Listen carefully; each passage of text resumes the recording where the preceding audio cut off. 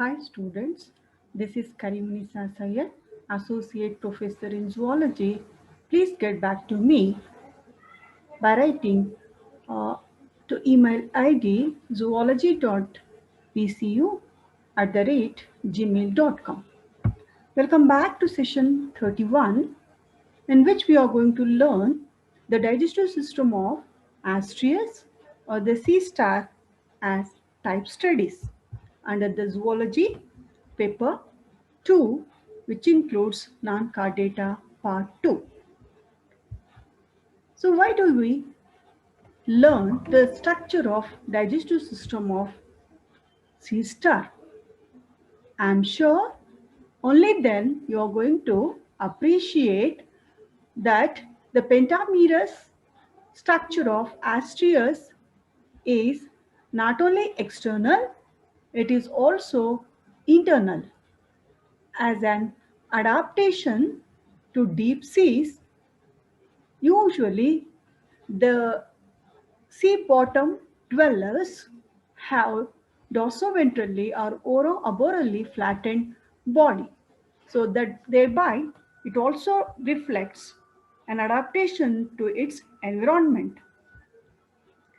Of course, the prerequisite is the knowledge of structure of sea star. I'm sure you all have studied in our previous session.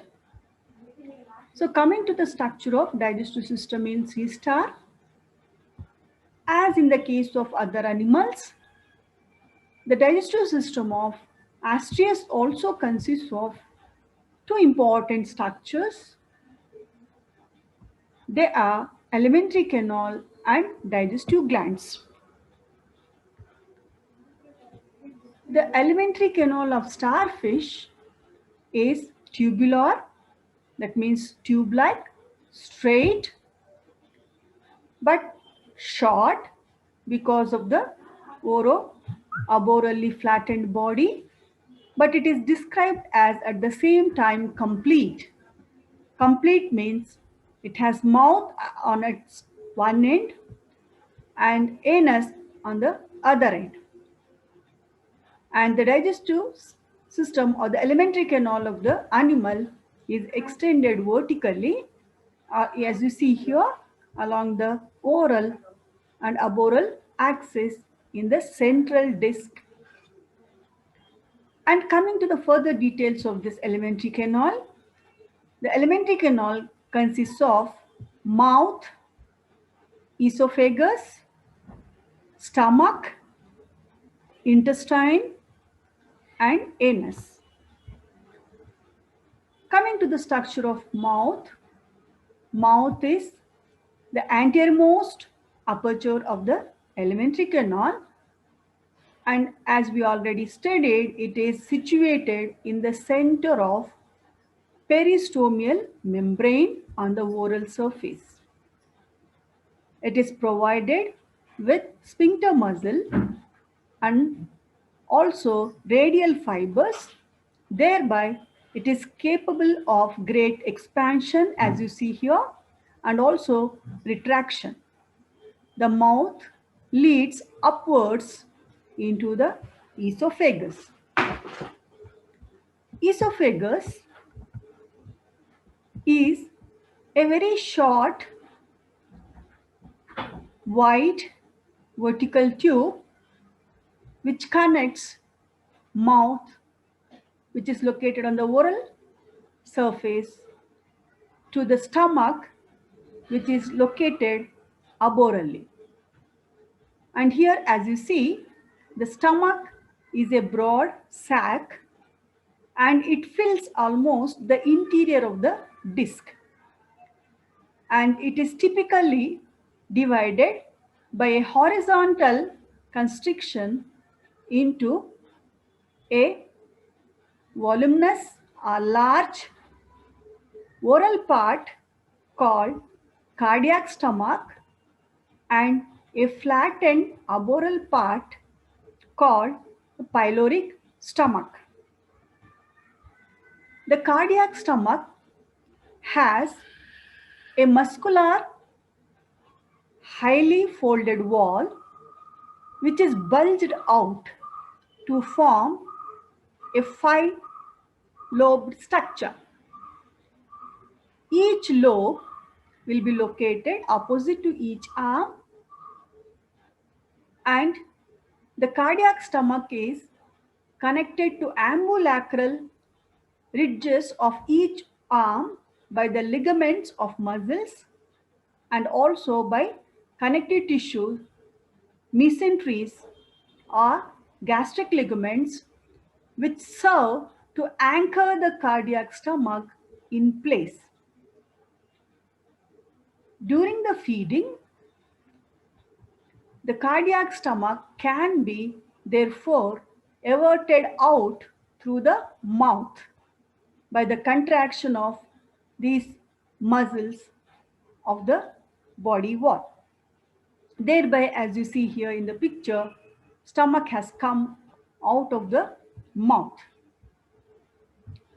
The retraction of the cardiac muscle, the retraction of the cardiac stomach is brought about by 5 pairs of retractor muscles which arise from the lateral sides of the ambulacral ridges. Followed by the cardiac stomach, we have pyloric stomach.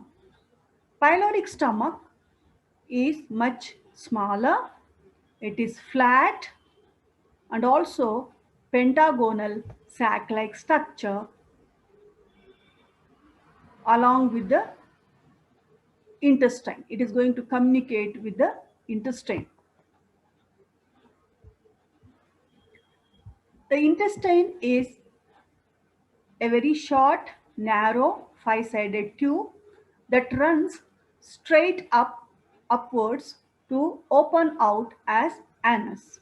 It gives off 2 or 3 little hollow diverticula called intestinal or rectal cecae placed in the interradial position. You can see the pyloric duct is radial in position, whereas these rectal cecae or intestinal cecae are interradial in position. The intestinal cecae are brown in color and each cecum bears several short, irregular sac-like structures called diverticula. The actual function of this intestinal cecae is well disputed because it is not clearly known. However, they are considered as excretory organs because they secrete a brown color fluid. At the end of the alimentary canal, we see a small opening, that is anus. So the intestine opens on the arboreal surface by a posterior-most aperture of the alimentary canal called anus. And remind you, the anus is situated eccentrically on the arboreal side of the central disc. So with that, we have finished with the study of structure of alimentary canal. Apart from that, digestive system of Astrius consists of digestive glands. So what are these digestive glands? These digestive glands, they are found attached to the pyloric stomach, and they are 10 in number, and they are long, brownish or greenish glandular structures. And these digestive glands have got various names. They are variously called as pyloric cecae or brachial cecae or hepatic cecae. As you see here in the picture, dark brown color structures are the hepatic cecae or pyloric cecae, whereas light color structures are the gonads. And in each arm, we come across a pair of pyloric cecae or the digestive glands.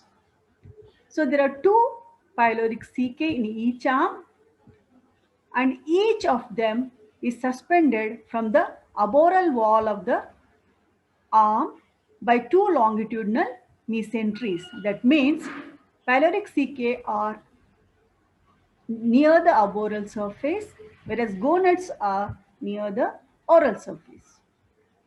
So each pyloric cecum consists of a double series of hollow lobulated sacs that open into a duct.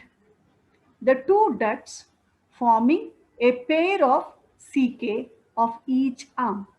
They unite to form a main or common pyloric duct which opens into the pyloric stomach at one end of its angle. That is, each, as we have seen, the pyloric stomach is also pentagonal in structure. So it will be having 5 angles. So each angle of the pyloric stomach leads into a common pyloric duct. So coming to the little bit of histological details of these pyloric cecae, because they have varieties of functions. Histologically, the pyloric cecae are lined by ciliated columnar epithelium, which consists of 4 types of cells. What are the 4 types of cells we have here? The first and foremost are the mucus secreting cells. As we know, mucus plays very important role in the passage of food through the alimentary canal. The second most important type of cells are the secretory cells or granular cells.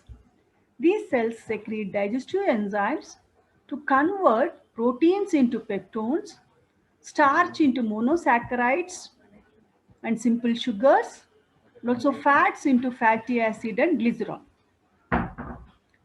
Then the third type of cells are called storage cells. These cells, they store reserved food such as lipids, glycogen and polysaccharides. The fourth type of cells are called flagellated cells, as they bear long cilia to produce and maintain a steady circulation of digestive fluids with enzymes arborally and digested food in the cavities of the ceca orally. So it is a very interesting thing to know that in each and every pyloric cecum, the flow of food will be on the oral surface. In the same cecum, the digestive enzymes will be flowing on the arboreal surface. So it is a wonderful thing to know. If you can compare this type of mechanism, maybe because of the change in the concentration of fluids, it's possible. That is, like in the same container or the glass, you are having concentrated liquid probably in the base, and over that you are having a dilute liquid. A similar thing is going to happen in the pyloric cecae. So therefore, pyloric cecae function like the pancreas of vertebrates. That means they are not only helpful in the digestion of food, they also help the animal in the process of storage of food and also in the assimilation of the food. So with that, we proceed further, because these astraeus animals also show very interesting feeding mechanism. So we have finished with alimentary canal, we have studied about digestive glands. Now at the end, let us know little bit about the feeding mechanism. Before that, the food in the case of astraeus consists of worms, crustaceans, snails, bivalves, small-sized starfishes, echinoderms, and fishes, as astraeus is a carnivorous animal and it is a voracious feeder, and it is also predaceous. Not only predaceous, it can also feed on dead animals, so thereby it is also scavenger. So that means it helps in cleaning the bottoms of the sea, and therefore it maintains ecological balance. So coming to the ingestion, ingestion is nothing but the process of intake of food. The mode of feeding or ingestion in Astreus is very unique.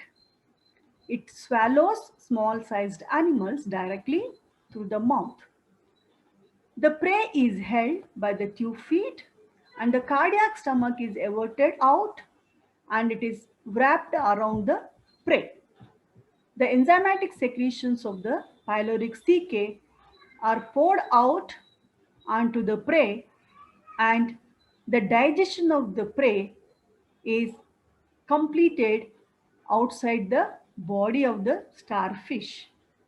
At least, if not completed, at least partially the digestion will be completed. Then the stomach is withdrawn along with the digested food into the body of the starfish. Here, I like to mention two sites of YouTube which will help you to understand the process of ingestion, which is really wonderfully short. So we should be really thankful to all these online sources. So moving further, to feed the cell mollusks or the bivalves, Astreus creeps over the clam and holds it with the 2 feet, orients its prey to bring the free margins of the shell close to its mouth. It now arches its body, as you see here, assuming a characteristic humped or umbrella-like posture. The more proximal uh, the more proximal uh, 2 feet will firmly grip the both walls of the bivalve shell, while the distal 2 feet of the each arm are used to attach the starfish to the substrate. The cardiac stomach is now everted out through the mouth by the contraction of the body wall and also due to the pressures exerted by the coelomic fluid. The 2 feet gripping the walls of the clam shell exert a steady pull on muscles in the as the muscles in the arms of the starfish contract. But because the muscles of the clam cannot maintain a continuous state of contraction for a long time, sooner or later the adductor muscles of the muscle, that is the shorter muscle, become fatigued or exhausted and finally relax so that the shell opens. Astreus now inserts its already everted cardiac stomach into the mantle cavity of clam and pours out its proteolytic enzymes.